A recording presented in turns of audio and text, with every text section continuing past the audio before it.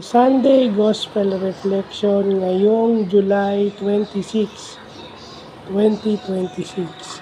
So, itong gospel na magandang homily ni Father Joel Gatus, no? Simple lang naman yun, no? Meron tayong hinahawakan na hindi nakakabuti sa atin. Meron tayong hinahanap na hindi nakakabuti sa atin. At hindi natin hinahanap kung ano talaga yung purpose natin. At minsan, yung biyaya nasa harapan mo na, hindi mo inaakalang biyaya pala yun. Sa una, hindi mo akalaing biyaya, pero later on, biyaya pala siya. So, doon ako mag-i-start, no? Itong pagiging PWD officer, no? In a way, blessing siya sa akin.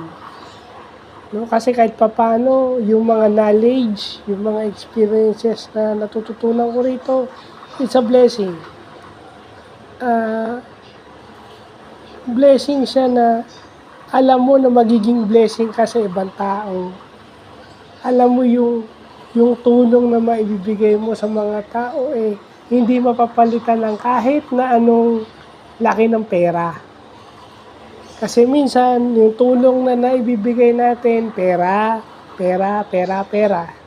Minsan, ang nakikita nating tulong is bigyan ng pera. Yun na nga, sinasabi nga ni Coco Martin. Di ba?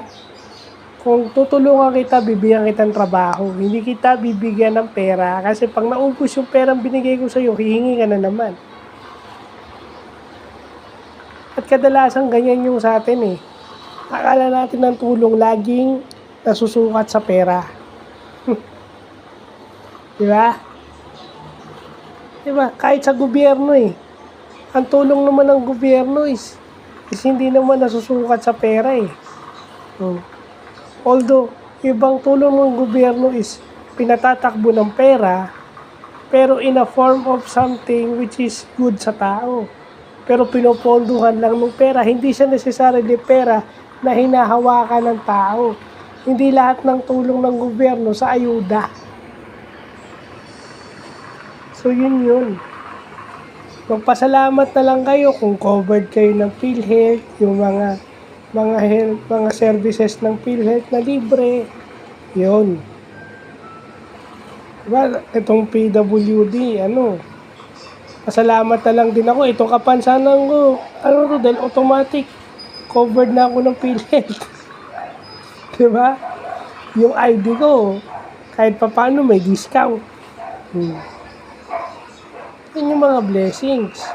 Although, sasabihin ko sa inyo na ayaw ko nito, pero okay na rin. Kahit paano, blessing siya. Okay? Pangalawa, ang dami nating lungkot sa buhay, kalungkutan, na hindi natin makalimutan. Kaya ako, pag meron akong ayaw kausap, kaya nililinaw ko sa members ko sa mga kasama kong officer Pag blinak ko kayo, ayaw ko nang magkaroon ng kahit na anong kaugnayan o communication sa inyo. To give me peace of mind. Kaysa mabwisit ako buong araw, hindi ko na lang kayo iintindihin. Tatanggalin ko na lang kayo sa landas ko, sa path ko. Kaysa araw-araw nyo, sabihin, hindi ka ba marunong? It's for your peace of mind. Diba? Kasi kung uulit-ulitin nyo rin lang yung kasalanan nyo, at palalabasin nyo rin ako na ako lagi may kasalanan, pasensyahan na lang. Diba? Yung meron kayong hinahanap, problemado kayo dun, pero yung ba importante?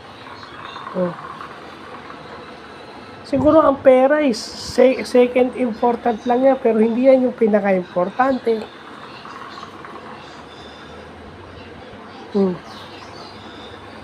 So, yun lang po.